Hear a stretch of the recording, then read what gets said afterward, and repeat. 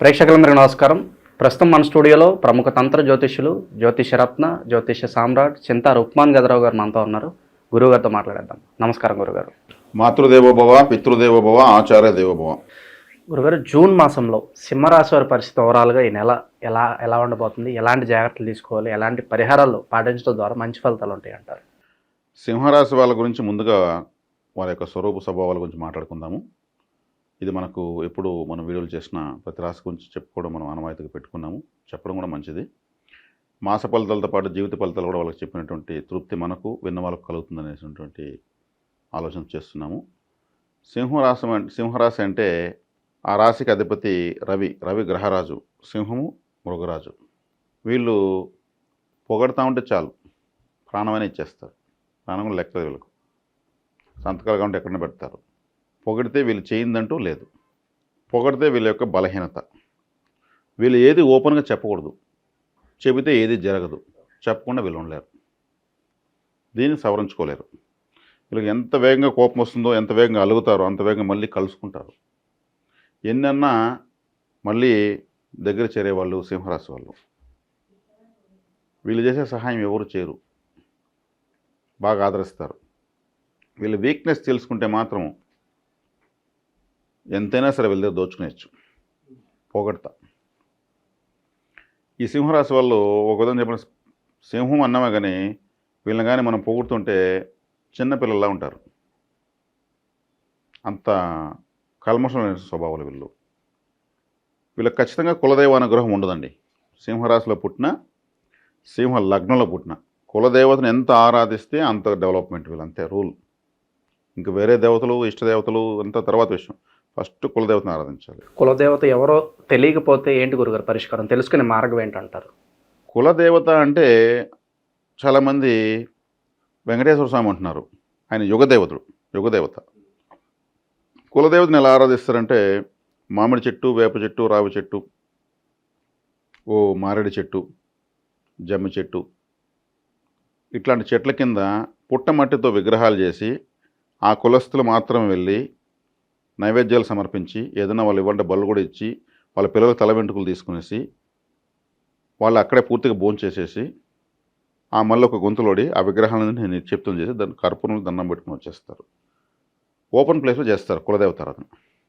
ఆలయం ఉండదు, చెట్టు కింద. పలానా చెట్టు కింద మా దేవుడికి పెట్టుకుంటామనేటువంటి ఆచారము. పెద్దవాళ్ళు తర్వాత వాళ్ళకి అందివ్వకుండా ఈ జ్ఞానాన్ని ఇవ్వకపోవడంతో వంశక్షయాలు కావడము, వంశం అభివృద్ధి చెందకపోవడము, మగవాళ్ళు తగ్గిపోయి ఆడవాళ్ళు పెరిగిపోవడము, సంతానమే లేకపోవడము, అన్ని విధాలుగా అభివృద్ధి కుంటుపడిపోతుంది కులదేవత అనుగ్రహం లేకపోతే. ఈ కులదేవత అనుగ్రహము సింహరాశి వాళ్ళకి ఖచ్చితంగా కావాలి. ఎందుకంటే 5వ స్థానం కులదేవత స్థానం. మేషరాశి నుంచి 5వ స్థానం సింహరాశి. నైసర్గిక కులదేవత స్థానం సింహరాశి. కాబట్టి వీళ్ళు కులదేవతను ఆరాధిస్తేనే ఈ లగ్నం రాశి యాక్టివేట్ అవుతుంది. చేయకపోతే తర్వాత తరం వాళ్ళ జనరేషన్స్కి కులదేవత అనుగ్రహం, కులదేవత శాపము, ఆగ్రహం వాళ్ళకి జాతకంలో కనిపిస్తుంది. ఇది చేయడం వల్ల వీళ్ళు ఎంతైనా గ్రోత్ అవ్వచ్చు. కులదేవతకు ఎక్కడ పుణ్యక్షేత్రాలు ఉండవు. వారి పొలాల్లో వారు ఒక చెట్టు కింద మా దేవుడిని అక్కడ పెట్టుకుంటామని చెప్పి ఆ చెట్టుకి నూలు చుట్టుంటారు, పసుపు కుంకాలు పెట్టుంటారు. ఎన్నో మామిడి తోటల్లో మామిడి చెట్లకు, వేప చెట్లకు, రావి చెట్లకు, మర్రి చెట్లకు పెడతా ఉంటారు. అది ఎప్పుడైతే విస్మరించి మా కులదేవత వెంకటేశ్వర స్వామి అంటే ఆయన యుగదేవుడు, ఆయన కూడా ఒక కష్టం వచ్చి అక్కడికి వచ్చాడు. ఒక కులానికి కదా, ఈ యుగానికే ఆయన దేవుడు ఆయన. కాబట్టి కులదేవత అనుగ్రహం లేకపోతే వెంకటేశ్వర స్వామి దగ్గర పోతే ఇక్కడ కులదేవత అనుగ్రహం లేదని అక్కడ పరివార దేవతలు తెలుస్తుంది. ఆలయ పరివార దేవత ఉంటారు, ఆలయ ద్వారపాలకులు ఉంటారు, క్షేత్రపాలకులు ఉంటారు. వాళ్ళని చూస్తారు, డాక్యుమెంట్ వెరిఫికేషన్ జరుగుతుంది. అక్కడ వస్తూ ఉండే వ్యక్తి ఇంటి దేవుడిని పూజించలేదు, మన స్వామి దగ్గరికి వచ్చి అంటారు. పర్మిషన్స్ రావు. ప్రతి ఒక్కరు కులదేవతను ఆరాధిస్తే ఏ దేవుడి దగ్గరికి వెళ్ళినా పనులు అవుతాయి. ఆధార్ కార్డు లాంటిది కులదేవత అనేది. సింహరాశి వాళ్ళకు కులదేవత ఆరాధన మొట్టమొదటి ప్రాధాన్యత. వీళ్ళకి ఏ దేవుని పూజించాల్సిన పనే లేదు, కులదేవతని ఆరాధన. అంటే ఈ రాశి మకా నక్షత్రంతో ప్రారంభమవుతుంది. మకా నక్షత్రం పితృ నక్షత్రం. మకా నక్షత్రం ఎవరైనా పుట్టారంటే అంతకుముందు జన్మలో కూడా వాళ్ళు అదే ఇంట్లో పుట్టినారని అర్థం. వాళ్ళ ముందు జన్మ కూడా వీళ్ళు పుట్టినటువంటి, ఇప్పుడు ఈ జన్మలో పుట్టినటువంటి ఈ ఫ్యామిలీలోనే పుట్టుంటారు. మా అత్త పుట్టింది, ఈమె మా పెద్దమ్మ, మా మేనమామ, మా పెద్దనాన్న మళ్ళీ పుట్టినట్టు ఉంటారు. అదే పోలికలు ఉంటాయి. ఆ పేరు పెట్టి పిలిస్తే పలుకుతూ ఉంటారు. మకా నక్షత్రం వచ్చి పితృ నక్షత్రము. పితృదేవతలు మళ్ళీ ఆ నక్షత్రం జన్మ తీసుకున్నారు. కాబట్టి పితృపరిహారము, కులదేవత పరిహారం రెండూ చేయాల్సినటువంటి ఏకైక రాశి. నీటి దానం, అన్నదానం ఎక్కువ చేసి ఈ రాశి డెవలప్ అయిపోతుంది. ఇప్పుడు నేను చెప్పినటువంటి కులదేవతారాధన, పితృదేవతారాధన, అన్నము నీళ్లు, అన్నదానం నీటిదానం, జలదానము అన్నదానం. మరి జలదానం అన్నదానం ఎవరికి చేయాలి? మనుషులకే చేయాలనా? అవసరం లేదు. కుక్కలకు బిస్కెట్లు ఇవ్వచ్చు, ఆవులకు అరటి పండ్లు ఇవ్వచ్చు, కోతులకు పండ్లు ఇవ్వచ్చు, పావురాలకు గింజలు వేయచ్చు, చీమలకు నూకలు వేయచ్చు. ఇదంతా కూడా అన్నదానం కన్నా గొప్పది. అన్నదానం నిజంగా చేసామంటే కూరలో ఉప్పు లేదు, అన్నం ఉడకలేదు అంటారు. ఇవైతే హ్యాపీగా తిని ఆశీర్వదిస్తాయి నిస్వార్థంగా. ఇటువంటి భూతదయ కలిగి ఉంటే చాలు, వీళ్ళు ఈజీగా డెవలప్ అయిపోతారు. ఇంక నేను చెప్పబోయే వారఫలం కూడా వీళ్ళకి అవసరమే లేదు, ఇవి చేసుకుంటే చాలు. ఇక జూన్ మాసానికి వచ్చేస్తే ఎలాంటి పరిస్థితులు ఉండబోతున్నాయి గురుగారు? జూన్ మాసం తీసుకుంటే వీళ్ళకు లాభంలో గురువు నెంబర్ 1 ప్లస్ పాయింట్. జన్మకేతువు, భక్తి జ్ఞాన వైరాగ్యాలు పెరిగిపోతాయి. ఏది శాశ్వతం కాదు, అన్నిటికీ ఆరాటపడతాము, చివరికి మిగిలేది ఏమి ఉండదు. ఇటువంటి జ్ఞానం, చింతన ప్రారంభమవుతుంది. దేవుణ్ణి నమ్మని వాళ్ళకు కూడా ఆ నమ్మకం కలిగే అవకాశం కనిపిస్తుంది. ఖచ్చితంగా అనిపిస్తుంది. వైరాగ్యం. తర్వాత సప్తమంలో రాహువు. సప్తమంలో రాహు ఉన్నప్పుడు ఏమవుతుంది? వీళ్ళ యొక్క సహచరులు, ఫ్రెండ్స్, నెట్వర్క్, స్నేహితులు, బంధువులు, సమాజంలో ఎవరెవరు కలుషితమైన వాళ్ళు వీళ్ళు కనిపిస్తారు. రాహు అంటేనే అంత జిమ్మిక్కులు కాబట్టి సమాజంలో ఉన్నటువంటి రుగ్మతలన్నీ వీళ్ళు ఇంతవరకు తెలుసుకోకుండా కొన్ని భ్రమలో ఉంటారు. వాడు మంచోడు, వీడు మంచోడిని, మిత్రుడెవరు, శత్రుడెవరు, అవన్నీ డొలతనాలని బయటపడతాయి. అరే వీడేదో మంచోడు కూడా ఇన్ని రోజులు చూస్తే వీడేంది ఇట్లా ఉన్నాడు, వీడిని మనం నమ్మున్నాము, ఎంతో హెల్ప్ చేసినాము అనేవన్నీ బయటపడతాయి. రాహు వచ్చేకాడికి 7వ స్థానంలో ఉండడం వల్ల. అదేవిధంగా అష్టమంలో శని ఉన్నాడు. అష్టమంలో శని అంత మంచివాడు కాదు. అష్టమ శని అంటే ఈ రాశికి మొట్టమొదటి పాపగ్రహం శనేశ్వరుడే. మొట్టమొదటి పాపగ్రహం పోయి అష్టమ స్థానంలో కూర్చున్నాడు. కానీ శత్రువు కదా సింహరాశికి, శత్రువుకి బలం కోల్పోవడం మంచిది కదా, శత్రువుకి బలం పెరగకూడదు. అష్టమంలో పోయి శని బలాన్ని కోల్పోయింది. కాబట్టి అష్టమ శని గురించి భయపడాల్సిన లేదు. అష్టమ శని అంటే అది జలరాశిలో పడింది. నీళ్ళల్లో మనము పూర్తిగా మునిగిపోతే కంఫర్ట్గా ఉంటామా? కాబట్టి అష్టమ శని గురించి సింహరాశి వల్ల భయపడవలసిన అవసరం లేదు. దానికి వివరణ కూడా నేను ఇస్తున్నా. గ్రహానికి మనకి ఎప్పుడు కూడా మన శత్రువుకి ఎప్పుడు బలం పెరగకూడదని కోరుకుంటాం, వాడు కష్టాలు పడాలని చూస్తాం. 3, 6, 12 స్థానాలు లేదా 6, 8, 12 స్థానాలు పాపస్థానాలు. ఇది 8 అనేది పరమ పాపస్థానం. అష్టమంలో పడిపోయింది, గ్రహం అన్కంఫర్ట్గా ఉంది. దానిపైన చింతించాల్సిన పని లేదు. అష్టమ శని వచ్చేసింది, సింహరాశులు ఇంక లేదు. అష్టమ శని వచ్చేసింది, వీళ్ళకి ఏదో జరిగిపోతుంది, ఏమి జరగదు. అక్కడ గ్రహమే ఏమి చేయలేక తనకలాడుతామంటే వీళ్ళకేం చేస్తుంది? ముందు దాని ఏదైనా మనం చేయాలంటే దానికి బలం ఉండాల, ఆయుధం దాని చేతిలో ఉండాల. అన్కంఫర్ట్గా ఉంది. కాబట్టి సింహరాశులు అష్టమ శని గురించి భయపడాల్సిన లేదు. వీళ్ళకి కులదేవతారాధన, పితృదేవతారాధన చేసుకుంటే చాలు, యాక్టివేట్ అవుతుంటారు. సప్తమంలో రాహున్నాడు కాబట్టి సమాజంలో ఉన్నటువంటి వీళ్ళకి ఇంతవరకు తెలియనటువంటి వీళ్ళేదో భ్రమించుతూ ఉన్నటువంటి విషయాలన్నీ ఇవి భ్రమలు, నీ భ్రమలను పక్కన పెట్టు, వాస్తవాలు ఇదని తెలుస్తాయి. జన్మలో కేతున్నాడు కాబట్టి భక్తి జ్ఞాన వైరాగ్యాలు ఇవన్నీ కలుగుతాయి. అది మంచిదే, అది ఒక అదృష్టం. అలా రావాలి, ప్రతి ఒక్కరికి రావాలి. అది రాకపోతేనే పుట్టిన దానికి సార్థకత ఏమి అర్థం కాదు. లాభంలో గురువు ఉన్నాడు కాబట్టి ధనకారకుడు, పుత్ర సంతానకారకుడు, జ్ఞానకారకుడు, మనీ ఫ్లో బాగుంటుంది అంటారు. ఉంటుంది. వీళ్ళు ఆ మనీని వృధా ఖర్చు కూడా చేసుకోరు. తెలిసి ఇంకెవరికి ఇప్పుడు మనం ఒకరికి ఇచ్చే డబ్బు తప్పు, ఎవడు బాధ వాడు పడుకొని అనేటువంటి పరిస్థితికి రావడం మంచిది సింహరాశి వాళ్ళు. ఇక వ్యాపారస్తులకు ఎలా ఉంటుంది గురుగారు? వ్యాపారస్తులు బాగానే ఉంటుంది. లాభంలో గురువు ఉన్నాడు, చేసే ధనకారకుడు లాభంలో ఉన్నప్పుడు చేసే వ్యాపారం లాభాలు ఉంటాయి. పార్ట్నర్షిప్ బిజినెస్లో కలిసి వస్తాయా? కలిసే రావు. పార్ట్నర్స్ యొక్క డొల్లతనం బయటపడుతుంది, ఓకే, వాళ్ళ దొంగలను బయటపడుతుంది. దొంగ కావాలంటే రాహుబలమే కావాల్సింది. రాహు దొంగ, అమృతం దొంగలిచ్చాడు కదా, అమృతం దొంగలిచ్చే ఆయన మహావిష్ణు ఏమర్చాడు. కాబట్టి దొంగ అవ్వాలంటే రాహుబలం ఉన్నవాడు దొంగ అవుతాడు. డాన్ కావాలన్నా, ఓకే, మాఫియా కింగ్ అంటారు, అవన్నీ కావాలంటే రాహువే. రాహు వాడు పార్ట్నర్షిప్లో ఉన్నప్పుడు పార్ట్నర్ అనేవాడు కలిసి రావు, భాగస్వామ్య వ్యాపారాలు కలిసి రావు. ఇంకా నెగిటివ్ ఫలితాలు ఏమున్నాయి గురుగారు? ఈ పలానా విభాగాల్లో చాలా అంటే ఇప్పుడు వివాహ ప్రయత్నాలు చేసేవాళ్ళు, ఇప్పుడు పార్ట్నర్ అనేది రాకుండా చెప్పాను కదా, ఆల్రెడీ అయిపోయిన వాళ్ళు అది అయిపోయింది, అది కంప్లీట్.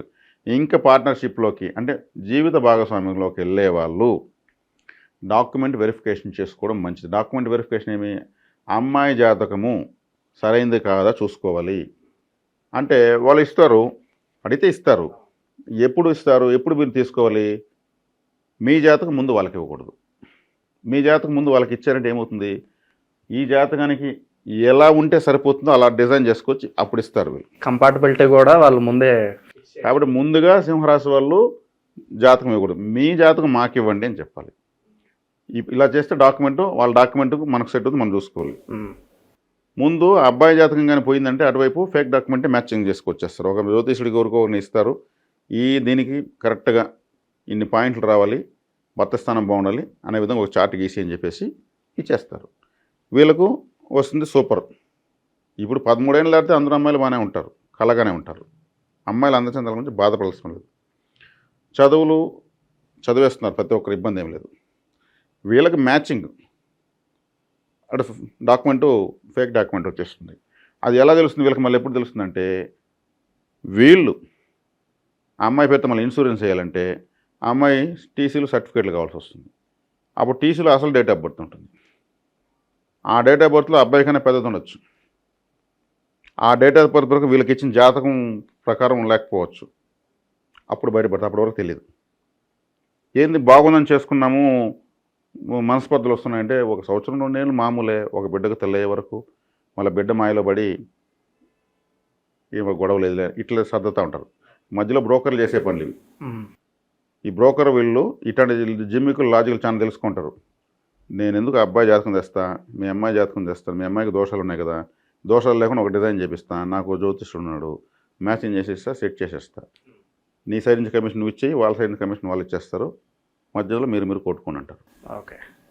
కాబట్టి సింహరాశి వాళ్ళు ఇప్పుడు జీవిత భాగస్వామ్య స్థానంలో రాహువు ఉన్నాడు. కాబట్టి రాహువు మాయ చేస్తాడు, ఏమారుస్తాడు, మోసం చేస్తాడు. కాబట్టి మీరు ముందుగా డాక్యుమెంట్ ఇవ్వకూడదు. ఓకే. లేదంటే మోసపోతారు. ఇంత వివరణ ఇవ్వాల్సి వచ్చింది, ఎందుకంటే ఇది లైఫ్. సింహరాశి వాళ్ళకి ఇప్పుడు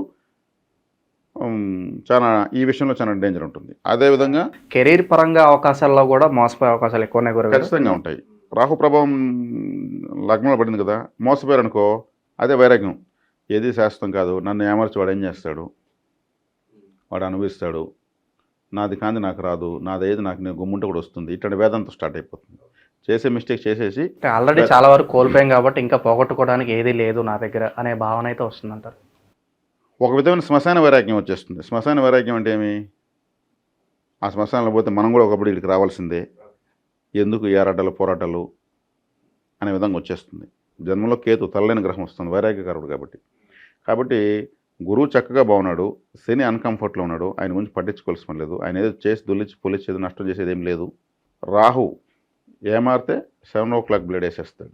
కేతు ఏమి పోతే పోయిందిలే, ఏది శాశ్వతం కాదు, ఆశలన్నింటినీ హంచేస్తాడు. ఇంకా వివాహ విషయాల్లోనే కేర్ఫుల్గా ఉండాలి. అక్కడేమవుతుంది, ఫేక్ డాక్యుమెంట్లు ఎంటర్ అవుతాయి. ఇప్పుడు తెలివితేటలు పెరిగిపోయినాయి. కాబట్టి ముందుగా డాక్యుమెంట్ ఇవ్వకూడదు. సింహరాశి వాళ్ళకి ద్వితీయ లాభాధిపతి బుధుడు. బుధుడు అంటే డాక్యుమెంటు, కాబట్టి అనుకూల గ్రహం కాదు బుధుడు. కాబట్టి దానికి కొంచెం కేర్ఫుల్గా చూసుకోవాలి. ఈ టైంలో విదేశాలకు వెళ్ళడం కరెక్టేనంటారా? విదేశాలకు వెళ్తే కూడా మోసపోతారండి బ్రోకర్ల ద్వారా. ఆ వీసా పాస్పోర్ట్ ప్రాబ్లమ్స్, డాక్యుమెంటే చెప్పాను నేను, దాంట్లో తేడాలు రావడము, మళ్ళీ రిజెక్ట్ కావడము, మళ్ళీ ఇట్లంతా అవుతూ ఉంటాయి. గురుగారు, ఇక్కడ ప్రధాన సమస్య వచ్చేసరికి వైరాగ్యం కలగటం, అలాగే మోసపోయే అవకాశాలు ఎక్కువగా ఉండడం. దీన్ని అధిగమించడానికి మంచి రెమెడీస్ ఏమైనా ఉంటే చెప్పండి. మంచి రెమెడీస్ అంటే ముందు వీళ్ళు సెల్ఫ్ ప్రిపరేషన్ కావాలండి. సింహరాశులు బై బర్త్ నేను చెప్పాను కదా, పొగిడితే వీళ్ళు ఏమైనా చేస్తారని చెప్పాను. వీళ్ళ బర్త్ యొక్క లక్షణం అది, పుట్టుకతో వచ్చిన లక్షణం. దాన్ని వీళ్ళు సవరించి ఏ రోజు సవరించుకుంటారో ఆ రోజు నుంచి ఇంకొక ప్రపంచాన్ని చూస్తారు.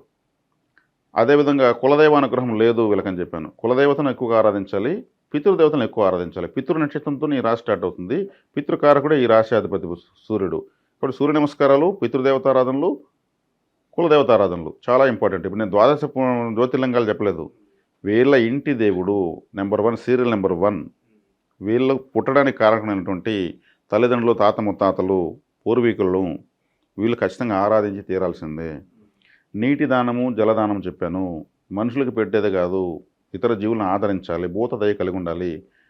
అంటే సింహము చెప్తా ఉంటారు, ఇది తినేసి కొంత జీవులకు వదులుతుందంటారు. సింహం వేటాడితే కొన్ని జీవులకు అది ఫుడ్ పెడుతుంది. తన కడుపు నిండితే తన ముందే వేరే జంతువులు తిన వేటాడదు, 4 వైపులా చూసుకొని వెళ్తుంది అని చెప్తారు. అదే క్వాలిటీస్ వీళ్ళు పాటించాలి. అందుకే ఆ జంతువుని ఈ రాశికి పెట్టారు. కాబట్టి జూకు వెళ్తే సింహం చోట ఎక్కువసేపు ఉండాలి. వీళ్ళకి దగ్గర డబ్బు ఇవ్వగలిగితే సింహానికి ఒక రోజు ఫుడ్కు డొనేట్ చేయాలి. దాతలకు ఆహ్వానం రాసుంటారు అక్కడ. నరసింహస్వామి క్షేత్రాలకు ఎక్కువ వెళ్ళాలి. సింహాన్ని పెద్ద ఫోటో ఇంట్లో పెట్టుకోవాలి. నరసింహస్వామి యొక్క లక్ష్మీ నృసింహ కరావలమ స్తోత్రం ఎక్కువ వినొచ్చు, యాక్టివేట్ అవుతుంది, రాసి యాక్టివేట్ అవుతుంది. ఇవి వీళ్ళకు ఇవన్నీ కూడా శ్రమతో కూడుకున్నవేం కావు. ఇవి ఇంటి దేవుణ్ణి వీళ్ళు చేలో పెట్టుకోవచ్చు, బహిరంగ ప్రదేశాలు చెట్ల కింద పెట్టుకోవచ్చు. కులదేవతను పితృదేవతలను అమావాస్య రోజు ఆరాధించుకోవచ్చు. తర్వాత బయట క్షేత్రాలకు వెళ్తే అప్పుడు పర్మిషన్లు వస్తాయి. సో ఓవరాల్గా జూన్ మాసంలో సింహరాశి వాళ్ళందరికీ కూడా ఏ విధంగా ఉండిపోతుంది, ఎలాంటి పరిహారాలు చేసుకోవాలి, చాలా బాగా వివరించారు గురుగారు. ధన్యవాదాలు. ధన్యవాదాలు.